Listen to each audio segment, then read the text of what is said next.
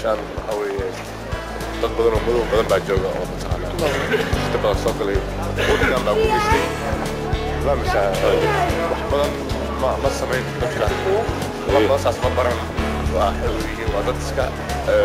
shaqaysta inta badan buluud iyo waxbaa mataqaanaa baabi'iyey soomaalida halkaan degana waxaa umalenayaa sidoo kale waxa weeye waa dad waqtigoodu meeshaan ku nool dabeecadda meeshaan dadka meeshaan carruurtooda waa qaateen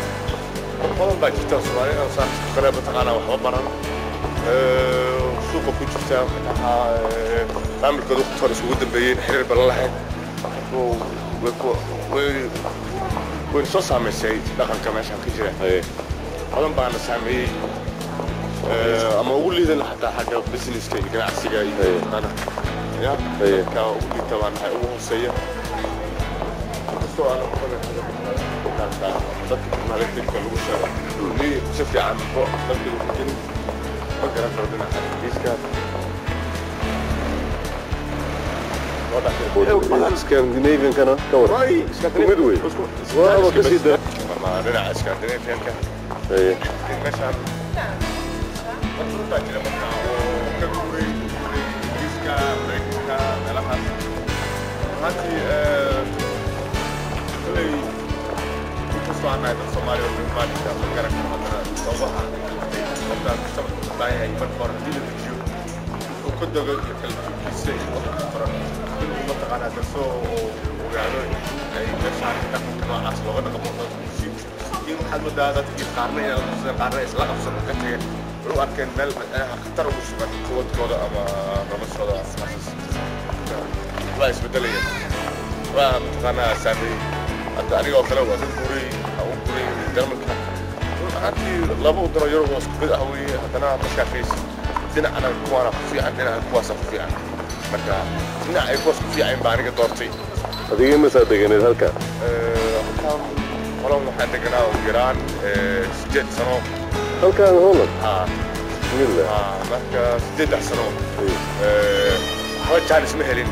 sababta ay qofka bini'aadamka wuxuu u baahan yahay in la baro ama waxbarasho loo ogolaado ama waqti la siiyo xataa uu ku fakaro normal saa usoo jees normal sidaan kusoo galnay meeshaan waxay ahayd rooti iyo waxsaasa laakiin waqtinimada halkaan kusoo galnay waxay ahayd mid dal dhan saamaysay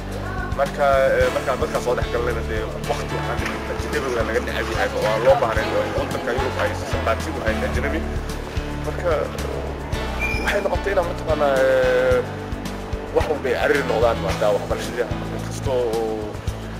anaga lafteena na saamaysay inaha dhibaatada haysta waddankayga aan maskaxda u fakarayso mar walba si positive ah